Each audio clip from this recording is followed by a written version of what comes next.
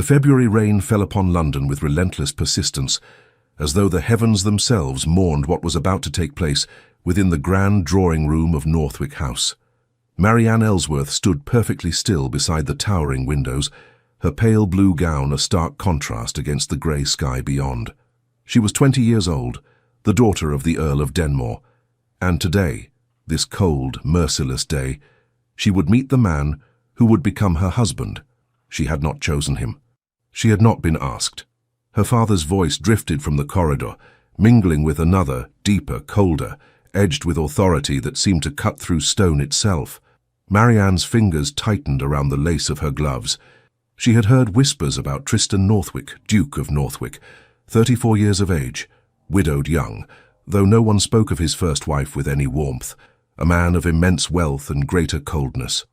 A man whose mother had been Irish, a fact that had in certain circles raised eyebrows and fueled whispers about the purity of his lineage. The door opened. Marianne turned, her heart a wild thing trapped within the cage of her ribs. He entered first, tall, imposing, dressed in black save for the white of his cravat. His hair was dark, almost black, worn shorter than fashion demanded. His face was all sharp angles, a strong jaw, high cheekbones, a mouth that looked as though it had forgotten how to smile. But it was his eyes that arrested her, grey as the storm outside and just as unforgiving. Tristan Northwick did not bow. He did not offer pleasantries.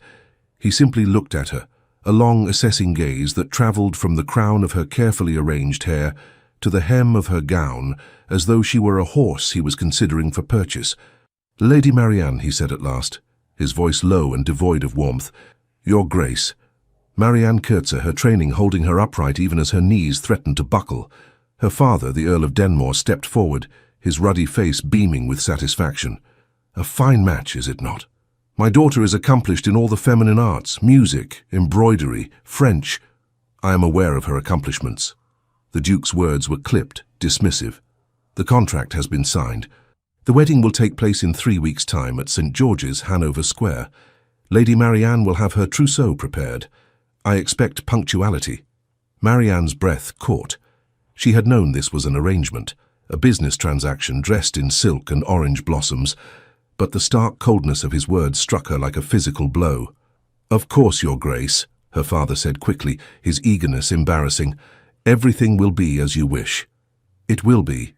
The Duke's gaze returned to Marianne, and for a moment, just a heartbeat, she thought she saw something flicker in those grey eyes, but it was gone before she could name it. "Lady Marianne, you will find that I am a man of order and discipline. I expect the same from my household.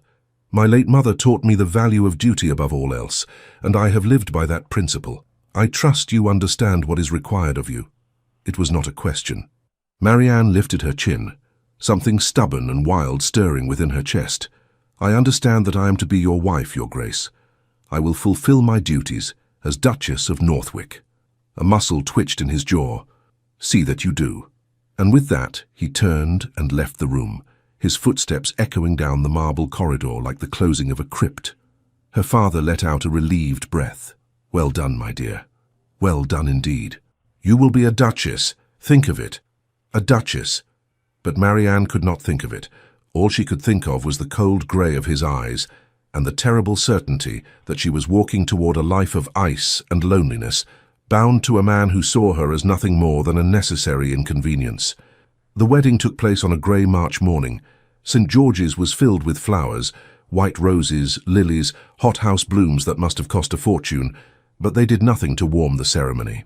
Marianne walked down the aisle on her father's arm, her white silk gown whispering against the stone floor, and felt as though she were walking to her own entombment. Tristan stood at the altar, resplendent in dark blue velvet, his expression as impassive as marble. When the vicar asked if he took this woman to be his lawfully wedded wife, he answered with a single word, "I do." No emotion, no warmth. When it was her turn, Marianne's voice trembled only slightly. "I do." The vicar pronounced them man and wife. Tristan turned to her, lifted her veil with hands that did not shake, and pressed a brief, cold kiss to her lips. It was over in an instant. A kiss that held no promise, no tenderness, only duty fulfilled. The breakfast that followed was a lavish affair at Northwick House, but Marianne barely tasted the food. She sat beside her new husband at the head of the table, accepting congratulations from guests whose faces blurred together in a haze of silk and champagne. Tristan spoke when required, his manners impeccable, but he did not look at her, did not touch her except when propriety demanded. When the guests finally departed and the house fell silent, Marianne found herself standing in the grand entrance hall, still wearing her wedding gown, feeling more alone than she had ever felt in her life. "Your Grace." Mrs. Dawson, the housekeeper, appeared at her elbow, a stout woman with kind eyes and greying hair tucked beneath a starched cap. "Shall I show you to your chambers?" "Yes, thank you." Mrs. Dawson led her up the sweeping staircase, down a corridor lined with portraits of stern-faced Northwicks, and finally to a suite of rooms that took Marianne's breath away. The bedroom was enormous, decorated in shades of cream and gold, with a massive four-poster bed draped in silk. A dressing room adjoined it, and beyond that a private sitting room with windows overlooking the gardens. "These are the Duchess's chambers," Mrs. Dawson said softly.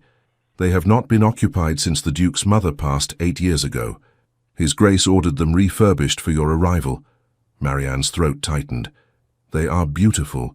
His Grace's chambers are through that door." Mrs. Dawson nodded toward a connecting door. "He will, that is, when he wishes to visit." "I understand." Marianne's cheeks burned. Mrs. Dawson squeezed her hand. "You'll be all right, my dear, give it time." But as the housekeeper left, and Marianne's lady's maid helped her out of the heavy wedding gown, she wondered how much time would be enough. How many years would it take for a man of ice to thaw? He came to her that night. Marianne was sitting at her dressing table in her nightgown, her hair loose around her shoulders, when she heard the connecting door open. She turned, her heart hammering, and saw him standing in the doorway. He had changed into a burgundy dressing gown, his hair slightly disheveled, the first sign of disorder she had seen in him. "Your Grace," she whispered. He crossed the room in 4 long strides, his face unreadable. "We will fulfill our duty tonight," he said flatly. "It is expected. Duty. Always duty." Marianne rose on unsteady legs. "I understand." He guided her to the bed with hands that were neither gentle nor rough, simply efficient. What followed was exactly as she had been told to expect by her married cousins, quick, impersonal, slightly uncomfortable. Tristan performed his duty with the same cold precision he brought to everything else. He did not kiss her, did not whisper endearments. When it was done, he rose immediately, refastened his dressing gown, and moved toward the connecting door. "Your Grace," Marianne heard herself say, her voice small in the darkness. He paused, his hand on the door handle. "Will you, that is, do you wish to what?" His tone was sharp. "To stay. To talk, perhaps. There is nothing to discuss. You have done your duty, that is sufficient." And he was gone, the door closing behind him with a soft, final click. Marianne lay in the darkness, her hands pressed to her stomach, and felt tears slide hot down her temples into her hair. This was her life now, this cold, empty bed, this husband who treated her like a broodmare. She would grow old in this house, unloved and unseen, a ghost in silk gowns, performing her duties while her heart shriveled and died, unless she found a way to survive it. The weeks that followed established a pattern. Tristan rose early, breakfasted alone in his study, and spent his days managing his vast estates or attending sessions in the House of Lords. Marianne took her meals in the smaller dining room, walked in the gardens when weather permitted, and tried to make sense of her new role. She was the Duchess of Northwick now, one of the highest-ranking women in England, but she felt like an imposter playing dress-up. Mrs. Dawson became her guide through the labyrinth of household management. There were 32 servants in the London house alone, each with specific duties that had to be coordinated with military precision. Marianne threw herself into learning their names, their responsibilities, the intricate dance of running a ducal household. "You're a natural, Your Grace," Mrs. Dawson said one afternoon as they reviewed the week's menus. "The staff have taken to you wonderfully." "Have they?" Marianne felt a small flutter of pleasure. Indeed, young Thomas, the footman who dropped the soup tureen last week, he was certain His Grace would dismiss him. "But you spoke up for him, said it was an accident and could happen to anyone. The boy is devoted to you now." Marianne remembered the incident. Tristan had been furious, his voice cold as he'd ordered the trembling footman to leave his sight. But Marianne had found Thomas later in the servants' hall, assured him that everyone made mistakes, and quietly told Mrs. Dawson to make certain the boy kept his position. "It was the right thing to do," Marianne said simply. "Not everyone sees it that way, Your Grace, but kindness is its own reward." Tristan continued to come to her chambers 2 or 3 times a week, always late at night, always with the same cold efficiency. He never stayed, never spoke beyond the bare necessities. And Marianne learned to endure it, to close her eyes and think of other things. The garden she planned to redesign, the book of poetry she was reading, anything but the man above her who treated her body as territory to be claimed rather than a person to be cherished. But in the mornings she would catch his scent on her pillows, sandalwood and something darker, more complex, and feel an ache she could not name. It was not desire exactly, it was loneliness. A longing for connection that seemed as futile as wishing for the moon. One afternoon in late April, Marianne was arranging flowers in the drawing room when she heard raised voices from Tristan's study across the hall. The door was slightly ajar. "You must marry again, Northwick. Produce an heir. The title cannot—" "I am aware of my responsibilities." Tristan's voice was like ice over steel. "Then why delay? It has been 8 years since—" "Do not speak of it. But surely you see the necessity." "I said do not speak of it."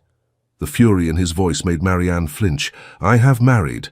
I have done what was required. The matter is closed." There was a long pause. Then another voice, older, conciliatory. "Of course, Your Grace, forgive me." Footsteps approached the door.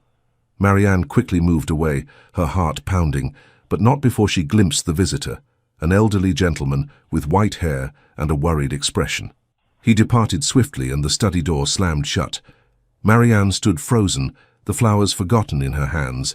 Something in that exchange had shaken her, the raw anger in Tristan's voice when his first wife was mentioned, the mention of an heir, a child she was supposed to give him, though he could barely stand to touch her. That evening at dinner, one of the rare occasions when they dined together, she watched him covertly across the length of the table. He ate in silence, his movements precise, his expression revealing nothing. But she noticed for the first time the faint shadows beneath his eyes, the tension in his jaw, the way his hand tightened around his wineglass when a footman moved too quickly behind him. What had made him this way? What had happened to forge a man into something so cold, so controlled? She wanted to ask. She wanted to reach across the chasm between them and touch something real. But his earlier words echoed in her memory. "Do not question me." So she remained silent, and the distance between them stretched wider still. May brought warmth to London, and with it the beginning of the social season. Marianne found herself thrust into a whirlwind of balls, soirees and afternoon teas. As the new Duchess of Northwick, she was a figure of intense curiosity and scrutiny. Every gown she wore, every word she spoke, every gesture she made was observed, analysed and discussed by the ton. To her surprise, she was succeeding. "You were absolutely radiant at Lady Pemberton's ball," Lady Catherine Ashford gushed during an afternoon visit. She was the wife of a viscount, a woman with 3 daughters and a generous heart. "That ivory silk with the gold embroidery, where did you find it?" "Madame Bélanger on Bond Street," Marianne replied, pouring tea with the grace her mother had drilled into her since childhood. "She's French, terribly talented. I must visit her at once, and your comportment, so elegant, so assured. You put the rest of us to shame." Hardly that. Marianne felt her cheeks warm. But it was true. Somehow, despite her inner turmoil, Marianne had discovered a talent for navigating society. Her genuine kindness toward others, her willingness to listen rather than gossip, her impeccable manners, all of it combined to make her popular in a way she had never expected. Within weeks, ladies were copying her hairstyles. Her choice of colors became fashionable. Hostesses competed for her attendance at their events. The Duchess of Northwick had become the standard by which other ladies measured themselves. Yet none of it brought her joy. Because at home in the grand house on Grosvenor Square, her husband remained as distant as ever. They attended social events together, his hand cold on her arm, his expression bored, and left separately, she in her carriage, he on horseback. They maintained the appearance of a proper ducal marriage, but behind closed doors there was nothing but ice, and it was breaking her heart. One evening in late May, Marianne returned home from a musicale to find the house unusually quiet. Most of the servants had retired for the night. She climbed the stairs slowly, exhausted from hours of maintaining her social mask, and was almost to her chambers when she heard it. Music. A violin, playing something haunting and beautiful. The melody seemed to drift from the far end of the corridor, from a room she had never entered. Marianne followed the sound, drawn like a moth to flame. The door was slightly open, warm candlelight spilling into the darkened hallway. She peered inside and felt her breath catch. It was a music room she hadn't known existed. Smaller than the grand one downstairs, more intimate. And there, silhouetted against the windows, stood Tristan, a violin tucked beneath his chin, his bow moving across the strings with surprising grace. He was playing from memory, his eyes closed, his usually rigid posture relaxed. And the music. It was Irish, she realized. A lament, filled with longing and loss and a grief so profound it made her throat ache. She must have made some sound because his eyes snapped open. The music stopped abruptly. "What are you doing here?" His voice was sharp, but beneath it she heard something else. Embarrassment, vulnerability. "I heard the music," Marianne said softly, stepping into the room. "I'm sorry. I didn't mean to intrude." He lowered the violin, his jaw tight. "You should not be here." "Why not?" She moved closer, emboldened by the glimpse of humanity she had just witnessed. "It was beautiful. I didn't know you played. There is a great deal you do not know about me." He set the violin carefully in its case, his movements precise once more, the walls rebuilding. "And a great deal that is none of your concern." "I am your wife," Marianne said, and was shocked by the steadiness of her own voice. "Surely some things are my concern." He turned to face her fully, and in the candlelight his features were sharper, more forbidding. "Marriage does not grant you the right to pry into my private affairs." "I am not prying. I am simply trying to understand." "There is nothing to understand." He moved toward the door, clearly expecting her to leave. "Go to bed, madam, it is late." "Do not question me," Marianne said quietly. "Is that what you were going to say?" He stopped, turned slowly. "What?" "That first day we met. You made it clear that I was not to question you, that you would dictate the terms of our marriage, but Tristan—" She used his Christian name for the first time and saw something flicker in his eyes. "How can there be any marriage at all if we are strangers?" The silence stretched between them, taut as a bowstring. "You know nothing of what you speak," he said finally, his voice low and dangerous. "This marriage serves a purpose. It is not meant to be some romantic fairy tale." "I know that." Her voice broke slightly. "Believe me, I know that.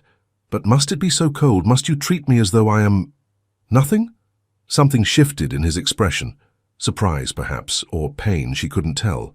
"I treat you as a duchess should be treated, with respect, with propriety." "With ice!" The words burst from her before she could stop them. "You come to my bed and leave as though I am a task to be completed. You barely speak to me. You do not see me, and I—" Her voice dropped to a whisper. "I am so terribly lonely." The admission hung in the air between them, raw and honest. Tristan stood perfectly still, his hands clenched at his sides. When he finally spoke, his voice was hoarse. "Loneliness is the burden of duty. You will grow accustomed to it." "Is that what happened to you? You grew accustomed to being alone? Do not presume to understand me." But there was less bite in his words now, more weariness. Marianne took a breath, gathering her courage. "Your mother was Irish." His head snapped up. "How did you—" "People talk. They say she was from County Cork, that she was beautiful and kind, and that she taught you to play Irish music. She taught me many things." His voice was tight. "Duty, honor, the cost of weakness." "Weakness?" Marianne frowned. "What do you mean?" For a moment she thought he might answer. His lips parted, his eyes distant, as though he were looking at something only he could see. But then the shutters came down again, and his face became a mask. "Go to bed, Marianne." He said her name for the first time, and it sounded strange in his mouth, almost tender. "This conversation is finished." He walked past her, his shoulder brushing hers for the briefest instant, and she felt the heat of him, the solid reality beneath the armor he wore. Then he was gone, his footsteps echoing down the corridor, and she was left alone in the music room with only the fading scent of sandalwood and the ghost of that Irish lament.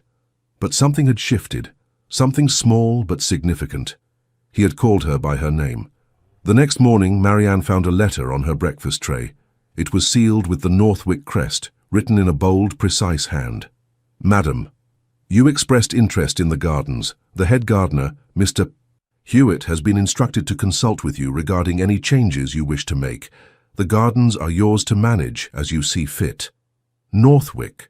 It was hardly a love letter, but it was an acknowledgement, a small concession. Marianne pressed the letter to her chest and felt for the first time since her wedding day a spark of hope.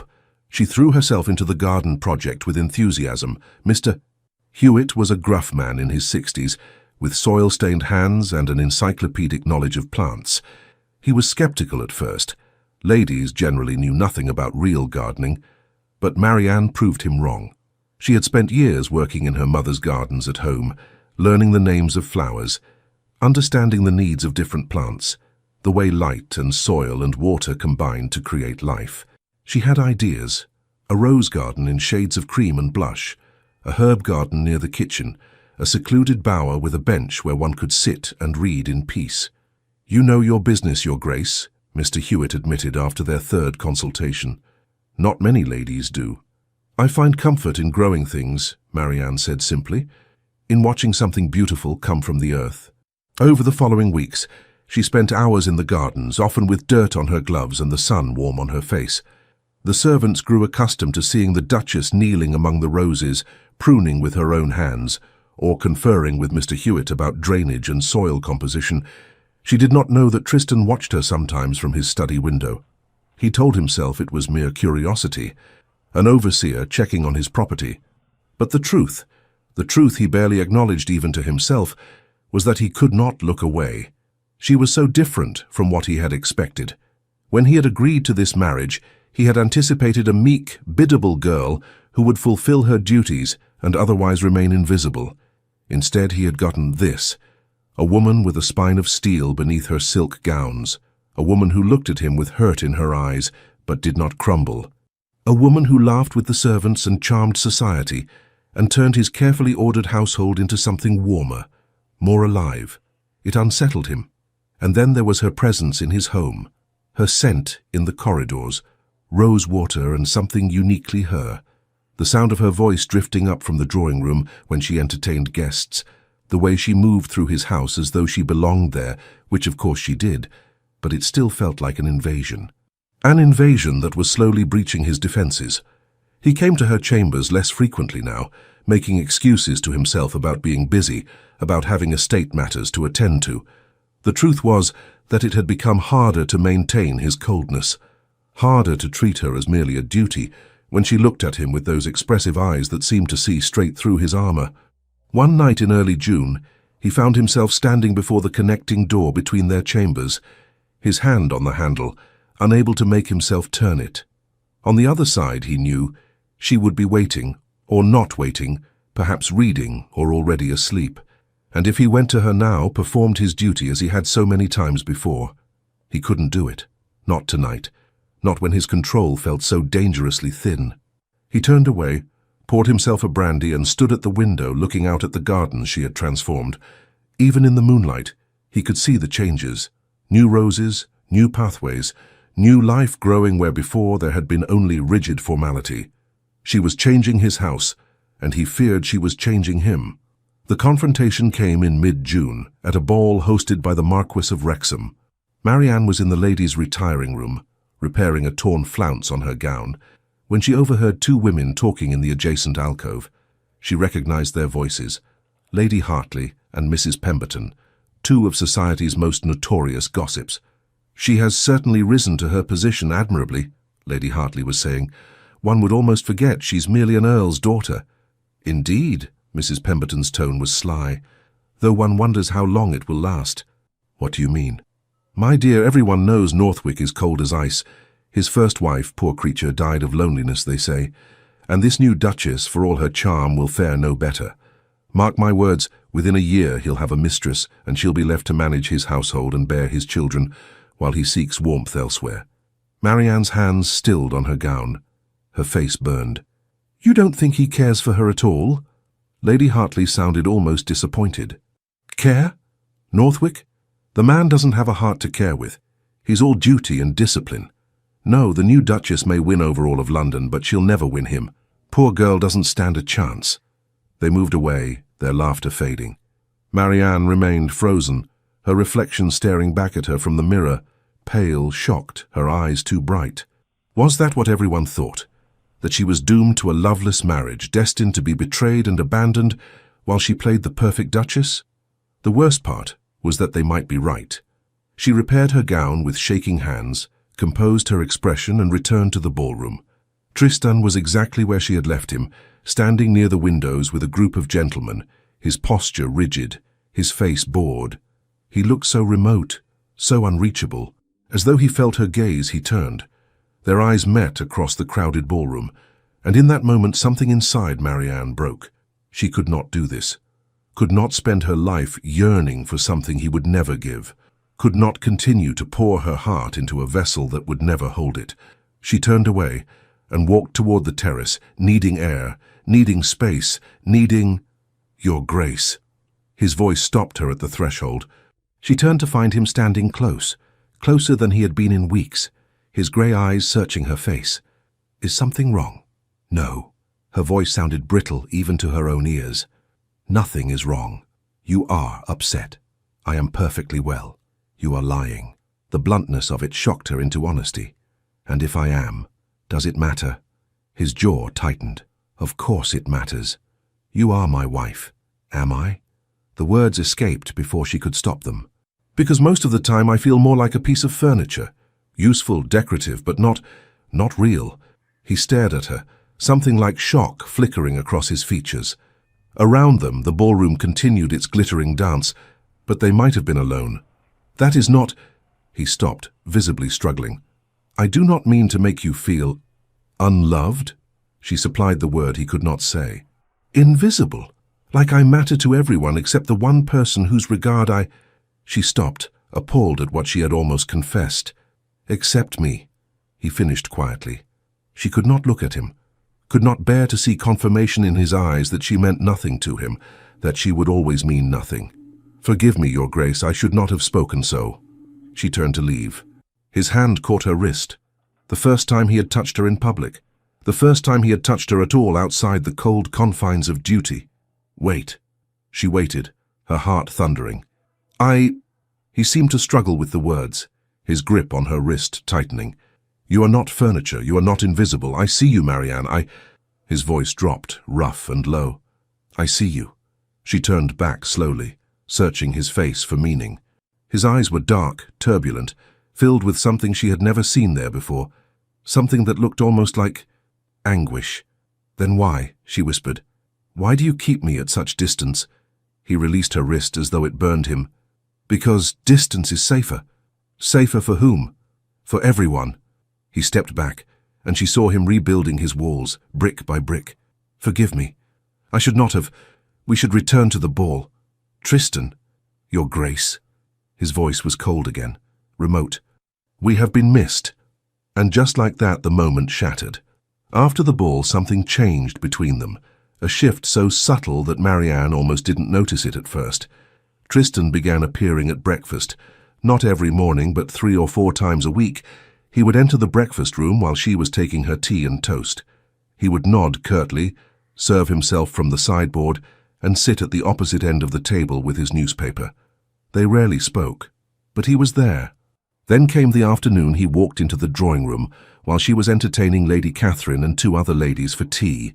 Marianne had frozen mid-sentence, her teacup suspended in the air because Tristan never interrupted her social calls. Forgive the intrusion, he had said, bowing to the assembled ladies with perfect courtesy. I merely wish to inform you, madam, that the new roses you ordered have arrived. Mr. Hewitt awaits your instruction. Oh. Marianne set down her teacup carefully. Thank you, Your Grace. He had nodded and departed, but not before she caught something in his expression, a fleeting softness that made her heart skip. Lady Catherine had leaned forward the moment the door closed. "My dear, was that actually concern in the Duke's voice?" "Don't be absurd," Mrs. Hartley said, but she looked thoughtful. That evening, Marianne had gone to the gardens to inspect the new roses. 3 dozen bushes of a rare apricot variety she had requested. She was kneeling among them, examining their roots, when she felt eyes upon her. She looked up to find Tristan standing at the edge of the garden, watching. Their gazes held for a long moment. Then he had turned and walked away, but not before she saw something in his face that looked almost like longing. The visits to her bedchamber stopped entirely. At first, Marianne told herself it was relief she felt. Those cold, dutiful encounters had been painful in their own way. But as days stretched into weeks without any summons, without any knock on the connecting door, she found herself lying awake at night, listening for footsteps that never came. Had she driven him away entirely with her emotional outburst at the ball? Had she revealed too much, asked for too much? Or, and this thought was somehow worse, had he simply lost interest? One night in late June, unable to sleep, Marianne rose and walked to the connecting door. She pressed her hand against the wood, knowing he was on the other side, perhaps also awake. She could knock. She could go to him. She was his wife. She had that right. But pride held her back. She would not beg for scraps of affection. She would not... The door opened. Marianne stumbled back, her heart in her throat. Tristan stood in the doorway in his shirt-sleeves, his cravat gone, his hair disheveled. He looked as shocked as she felt. They both began simultaneously, then stopped. "I heard you," he said finally. "I thought perhaps you were unwell." "No, I couldn't sleep." She clutched her dressing gown tighter. I didn't mean to disturb you." "You didn't." He hesitated, then stepped back. Would you care to come in?" It was unprecedented, shocking. She had never been inside his private chambers. "Yes," she heard herself say. "Yes, I would." His room was darker than hers, furnished in deep burgundies and forest greens. Books lined one wall, more books than she had expected.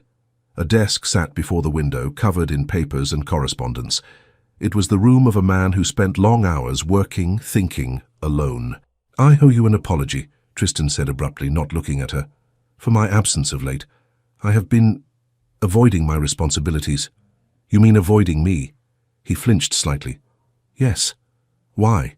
He moved to the window, his back to her, his shoulders rigid. "Because I am a coward." The admission shocked her. "You are the least cowardly man I have ever met." "You do not know me." His voice was hollow. "You do not know what I am capable of, what I have done." Marianne crossed the room slowly, drawn by the raw pain in his voice. "Then tell me." "I cannot." "Why not?" "Because—" He spun to face her, and in the candlelight his eyes were wild, desperate. "Because if I tell you, you will understand why I must keep my distance, why I can never—" He stopped, his jaw working. "Never what?" she whispered. "Never love you." The words fell between them like stones into still water, sending ripples of shock through her entire being. "Is that what you think?" Her voice was barely audible. "That you are incapable of love?" "I know I am." He turned away again, his hands gripping the windowsill. "My father taught me that emotions are weakness. Sentiment is dangerous. Control is everything. And my mother," his voice broke. "My mother loved deeply, felt deeply, and it destroyed her. What happened to her? She died when I was 18. The words came slowly, painfully, as though each one cost him dearly. She had been ill for years, a wasting sickness that the doctors could not cure. But it was not the sickness that killed her. It was heartbreak. Heartbreak. My father was a cruel man." Tristan's voice was flat now, emotionless in the way of someone who has learned to bury their pain deep. "He despised my mother for her Irish blood, for her warmth, for everything that made her different from proper English society. He mocked her accent, her music, her faith. He took lovers openly, flaunted them before her. And when she dared to protest, when she dared to show emotion, he punished her for it." Marianne's hand went to her throat. "How?" "He sent her away, for months at a time, to our estate in the north, alone except for servants. He forbade her to see me, told her that if she wished to behave like a peasant, she would be treated as one. His hands were white-knuckled on the windowsill, and she endured it all because she loved me." because leaving him would mean losing me entirely. Tristan. When she finally died, I was at Eton. They sent word, but I arrived too late. She was already gone. And my father, his voice turned to acid. My father said it was a mercy, that she had been too emotional, too weak, and weakness had killed her. He was wrong, Marianne said fiercely. It was not weakness, it was cruelty, his cruelty, that killed her. Perhaps? Tristan's shoulders were shaking now, though his voice remained steady.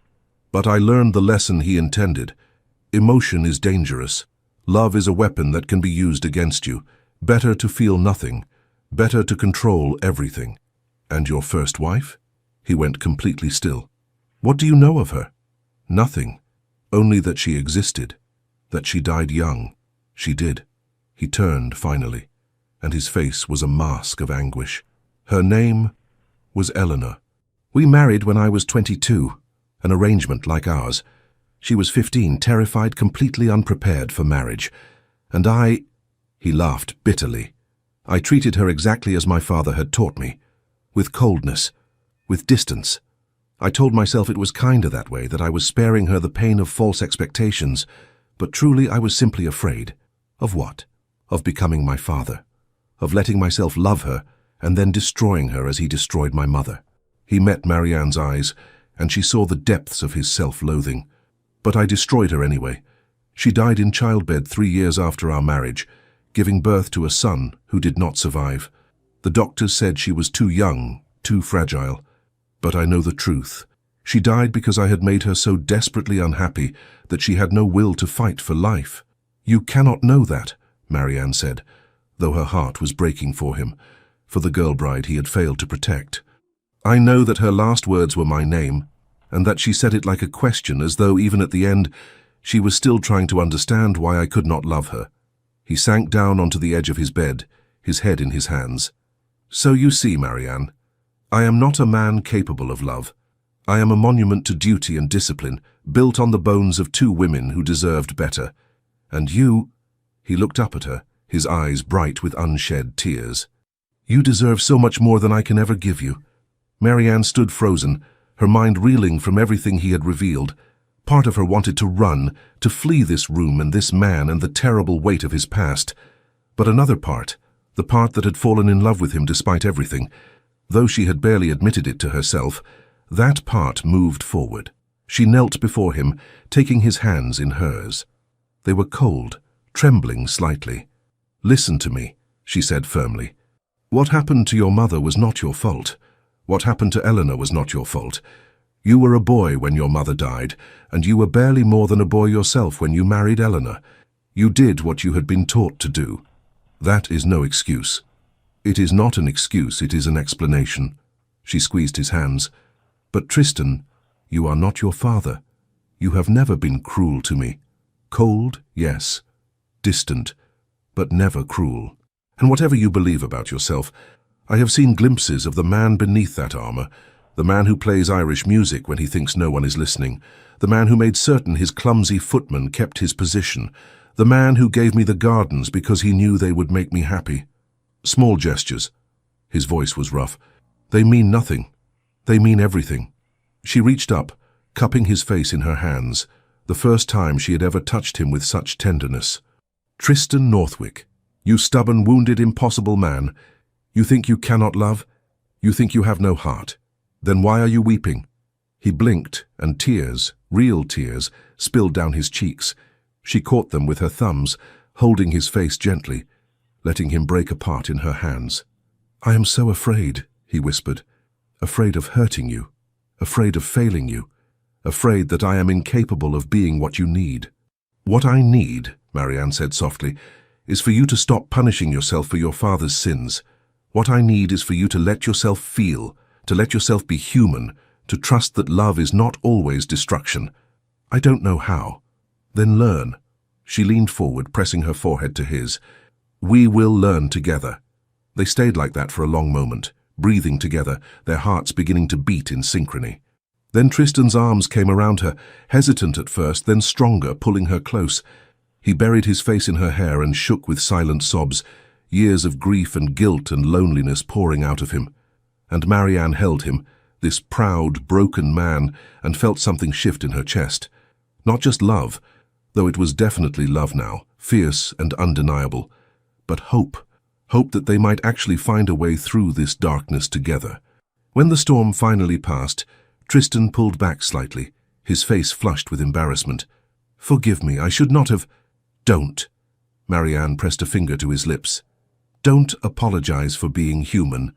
He caught her hand, pressing a kiss to her palm, the first truly tender gesture he had ever made toward her. "You are extraordinary, do you know that? I am ordinary, but I am also stubborn." She smiled slightly. "And I refuse to give up on you. Even though I am a lost cause?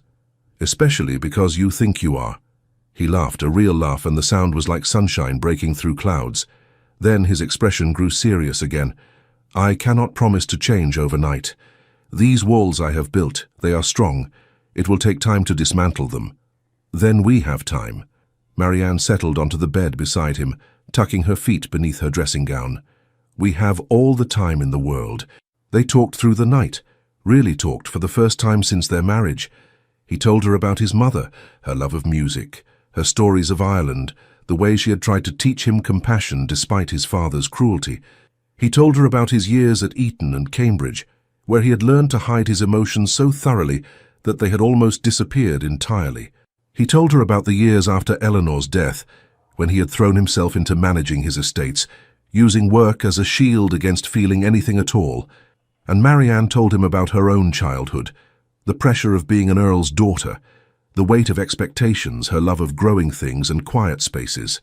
She told him about her fears on their wedding day, her loneliness in the weeks that followed, her growing realization that beneath his ice there might be a man worth knowing. As dawn light began to seep through the curtains, Tristan reached out and took her hand, threading his fingers through hers. "Thank you," he said simply. "For what?" "For not giving up, for seeing something in me that I could not see in myself."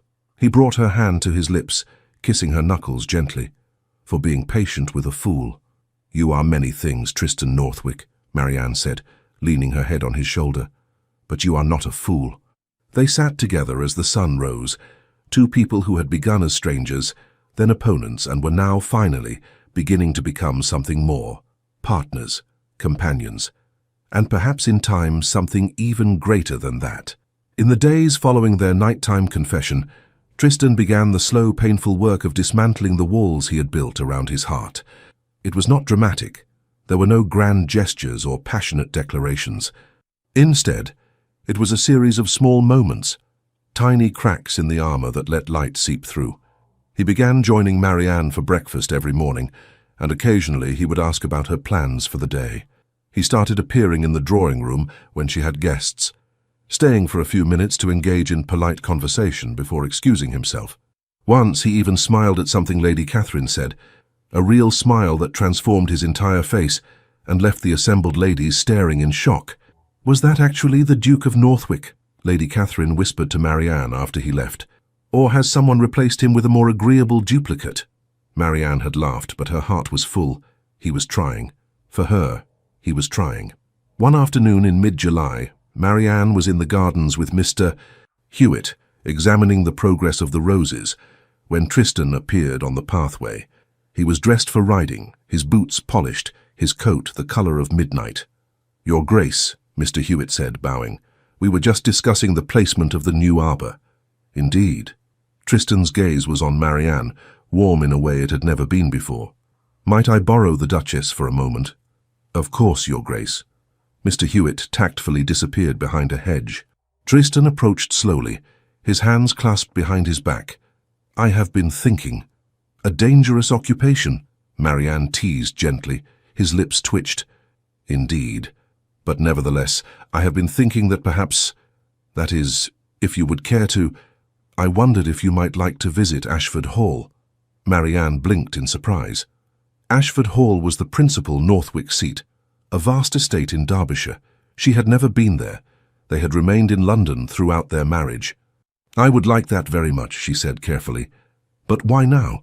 "Because—" He paused and she saw him struggle with the words.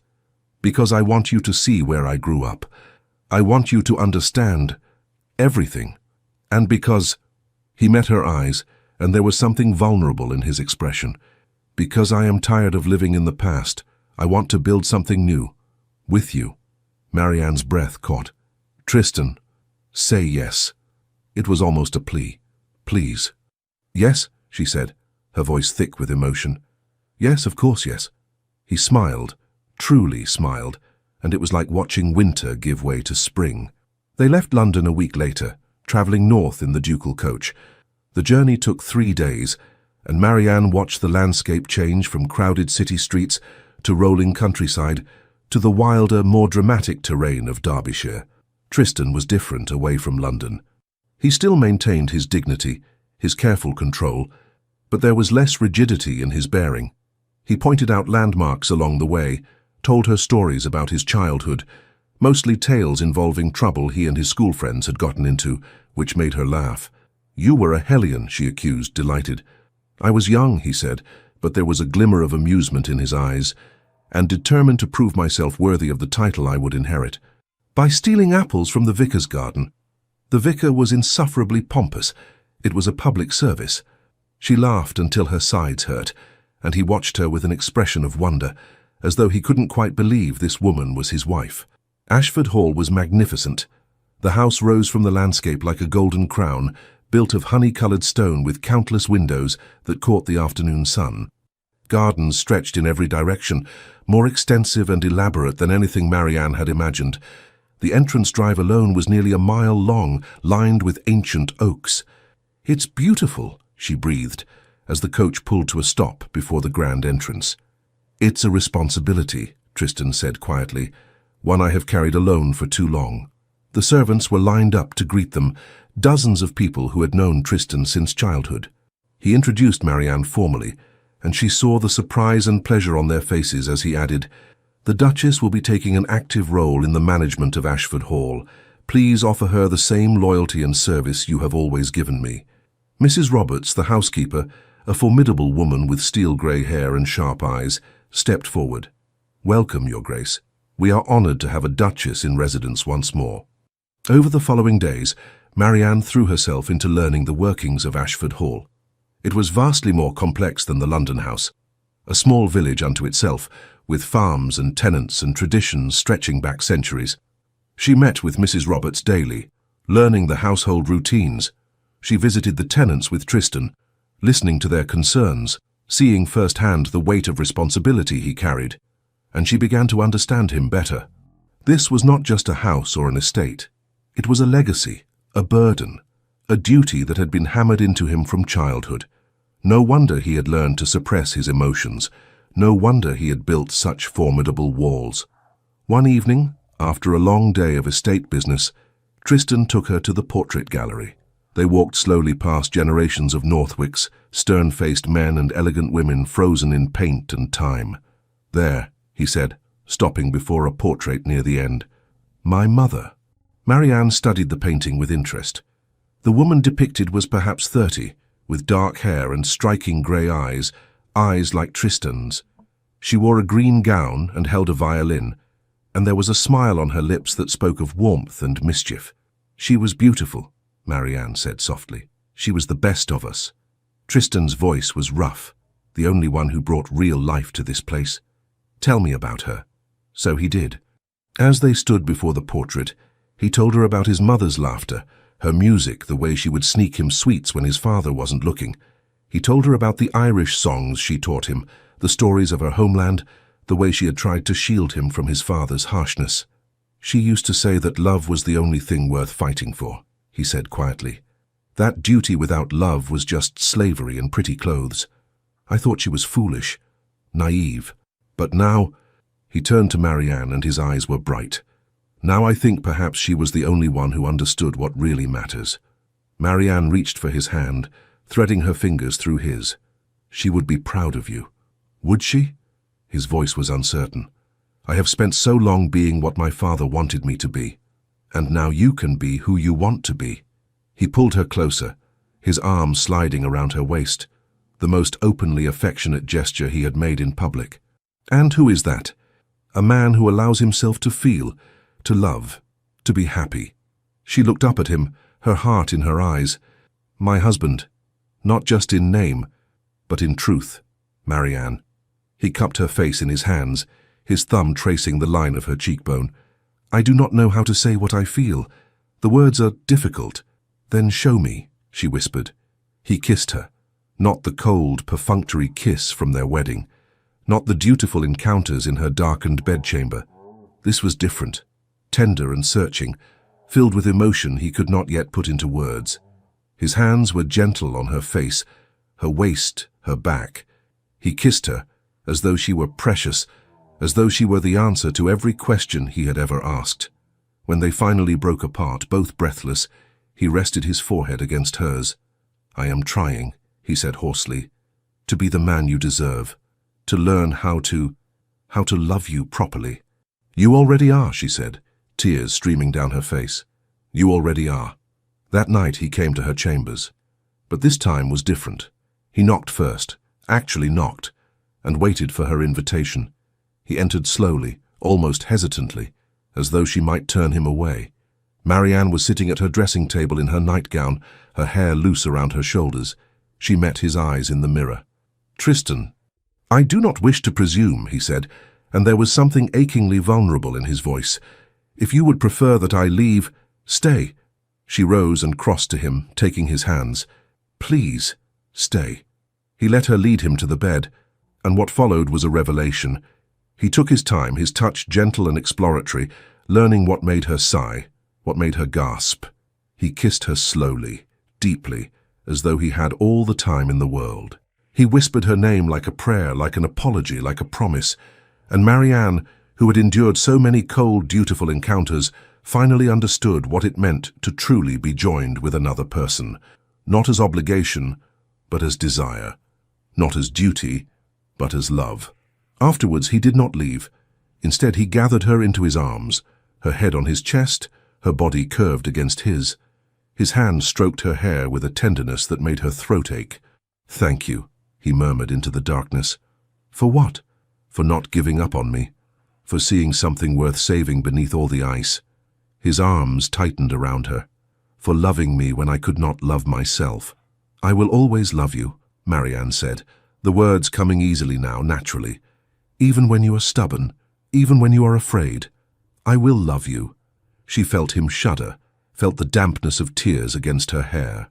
I love you, he whispered, the words raw and new and clearly difficult for him. Marianne, I love you.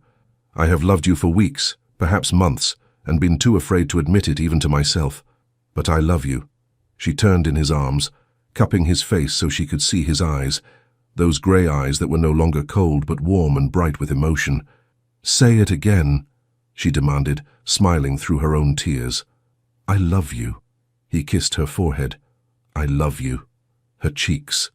I love you. Her lips. I will spend the rest of my life showing you how much I love you. And he did. The next morning, Marianne woke to find him already gone from the bed, and for a moment, old fear clutched at her heart.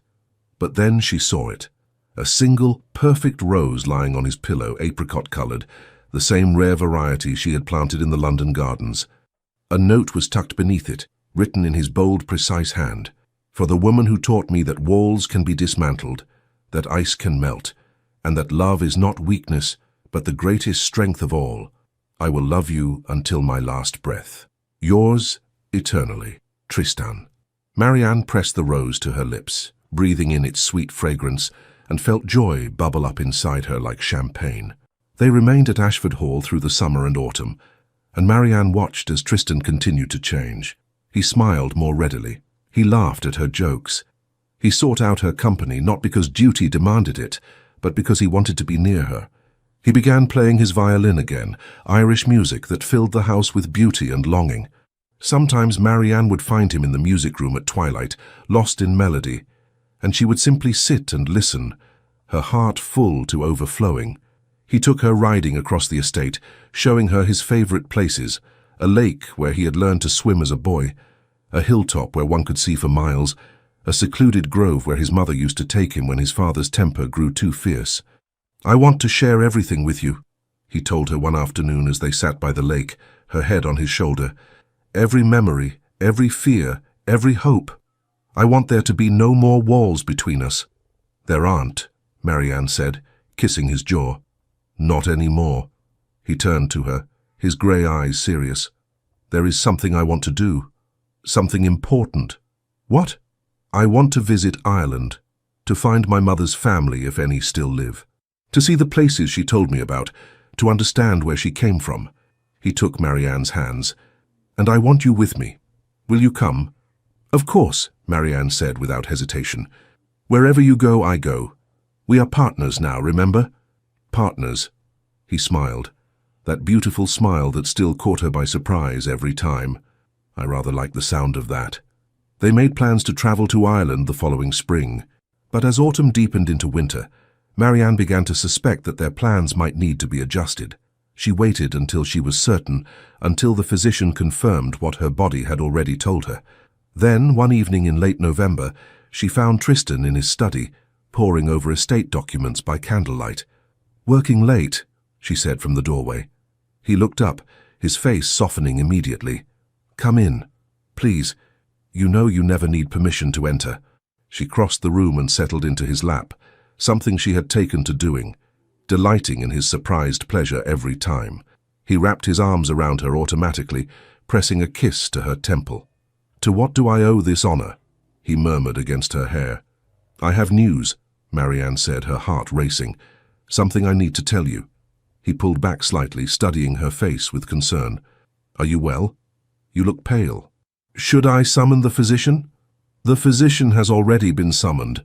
She took a breath, then smiled. "Tristan, I am with child." He went completely still. His face drained of color, then flushed.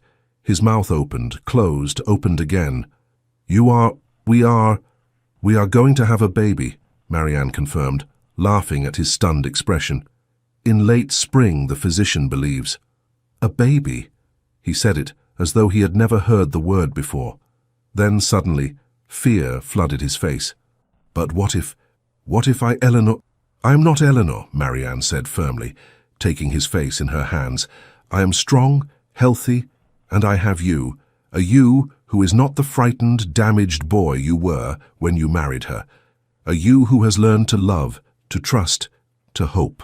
She kissed him gently. "We will face this together, my love, just as we face everything together now." His arms came around her, crushing her against his chest.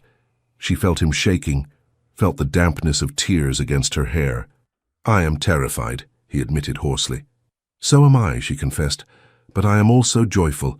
We are creating a life, Tristan, a life born of love, not duty, a child who will be raised with warmth and affection, not coldness and discipline. Isn't that extraordinary?" He pulled back, cupping her face in his hands, and she saw wonder dawning in his eyes. "A child," he repeated, and this time there was joy beneath the fear. Our child, she confirmed. He kissed her then, deeply and thoroughly, and when he finally released her, there were tears streaming down his face, tears of joy this time, not grief. "I love you," he said fiercely, "both of you. I will spend every day proving that I can be a good father, a good husband. I will not fail you, I swear it." "You could never fail me," Marianne said, her own tears flowing freely now. "You have already given me more than I ever dreamed possible. You have given me yourself." Tarsendam Epilogue, Spring 1803. The baby came on a warm May afternoon, when the roses in the Ashford Hall gardens were in full bloom. Tristan paced the corridor outside Marianne's chambers like a caged wolf, his hair dishevelled, his cravat long since discarded. The physician had assured him that everything was progressing normally, that Marianne was strong and the baby healthy, but he could not shake his terror. Lady Catherine had come to stay for the birth, and she sat with him now, her presence a calming anchor. "She will be fine," Lady Catherine said gently. "Women have been doing this since the dawn of time." "Eleanor did it too," Tristan said hoarsely, "and she died." "Marianne is not Eleanor." Lady Catherine took his hand firmly. "And you are not the man you were then. Have faith, Your Grace." Before he could respond, a cry pierced the air, thin, reedy, unmistakably the sound of a newborn infant. Tristan's heart stopped. Then, miraculously, he heard something else. Marianne's voice, exhausted but strong, saying something he couldn't quite make out, followed by a laugh. A laugh. The door opened. Mrs. Roberts emerged, her stern face transformed by a smile. "Your Grace, you have a son, and the Duchess wishes to see you immediately." Tristan didn't remember crossing the threshold. Didn't remember anything except suddenly being beside the bed, looking down at Marianne. Pale, sweaty, utterly exhausted, and radiantly beautiful, holding a tiny bundle wrapped in white linen. "Tristan," she said softly, her eyes shining. "Meet your son." With trembling hands, he took the baby from her, cradling the impossibly small weight against his chest. The infant's face was red and wrinkled, his eyes squeezed shut, his tiny fist waving in the air. And Tristan felt something break open inside him, the last piece of ice around his heart, melting away entirely. "He's perfect," he whispered, tears streaming unashamedly down his face. "He's absolutely perfect." "He is," Marianne agreed, reaching up to touch his arm. "And he has your eyes, I think, already so serious." Tristan laughed through his tears, a sound of pure, unbridled joy. "What shall we name him?" Marianne smiled. "I was thinking, perhaps Daniel. It means, God is my judge. Or if you prefer something Irish in honor of your mother." "Daniel," Tristan said immediately, looking down at his son with wonder. "Daniel Northwick. It's perfect." He bent carefully, placing the baby back in Marianne's arms, then sat on the edge of the bed, his arm around his wife, his hand resting on his son's tiny chest. "Thank you," he said hoarsely. "For this, for him, for everything." "We are a family now," Marianne said, leaning her head against his shoulder. "The three of us. A family built on love." "On love," Tristan agreed. He kissed her temple, then his son's forehead, breathing in the sweet, milky scent of new life. "I never thought I could have this. Never thought I deserved it." "You deserve every happiness," Marianne said firmly, "and I intend to spend the rest of our lives proving it to you."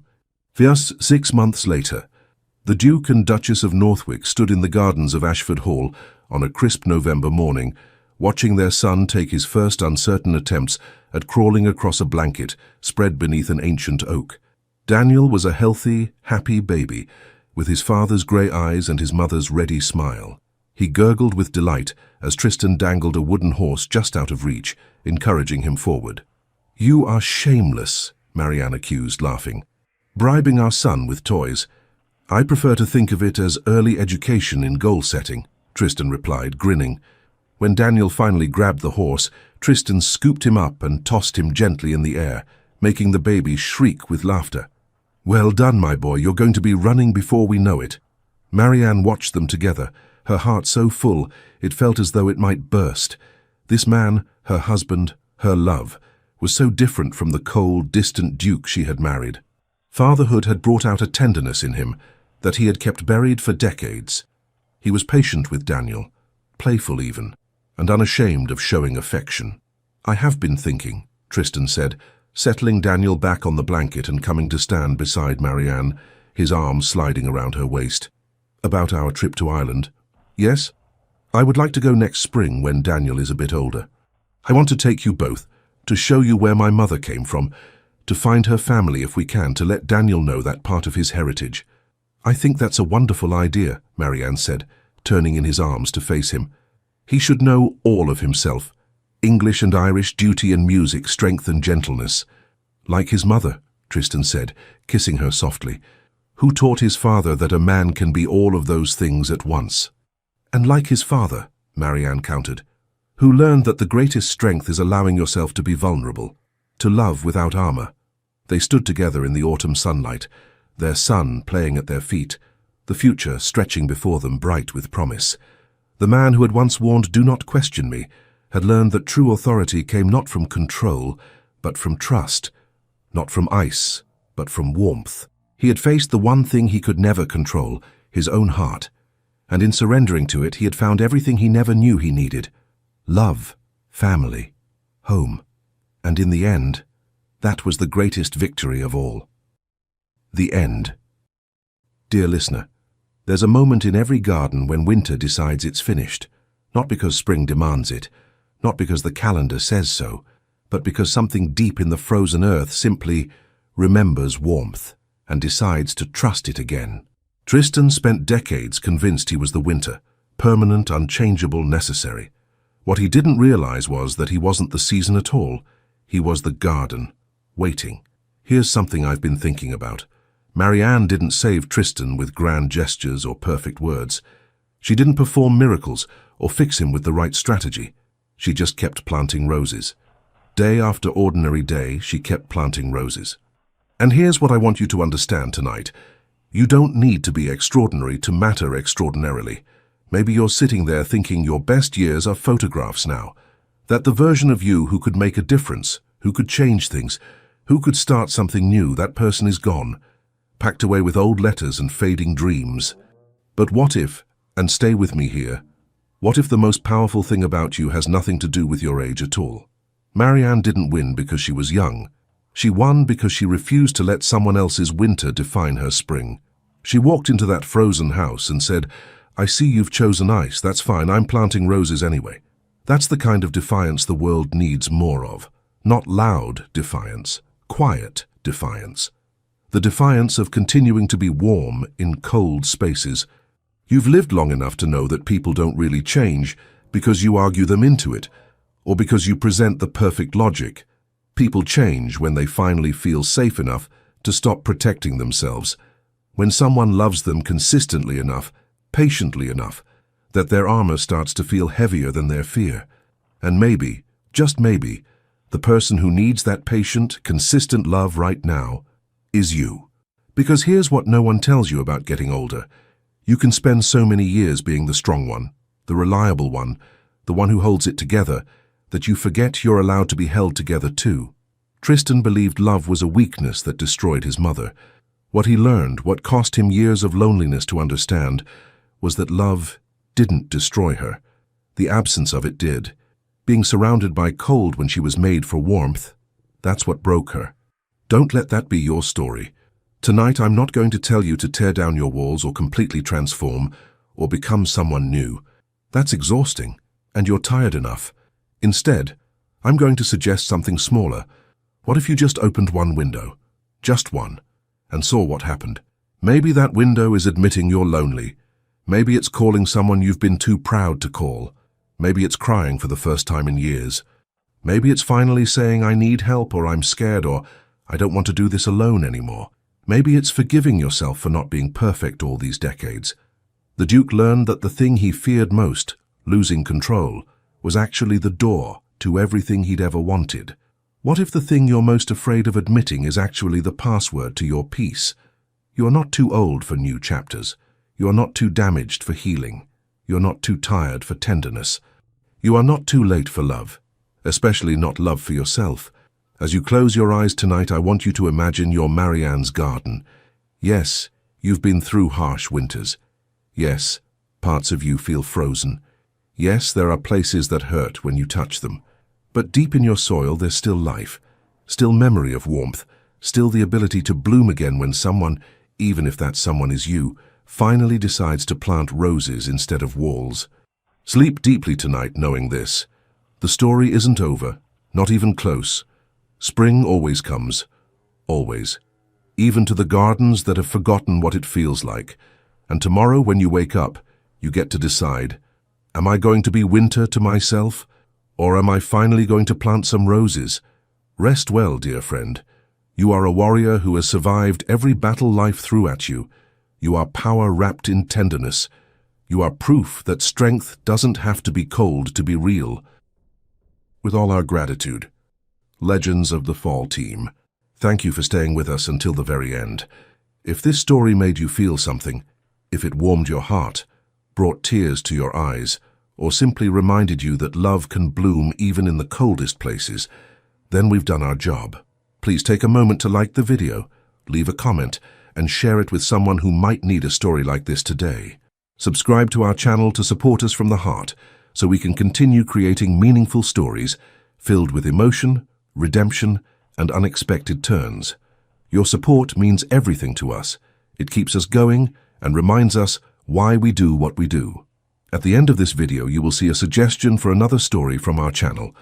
Click to continue discovering powerful and unforgettable romances that speak to the soul. With heartfelt thanks. The Legends of the Fall Team.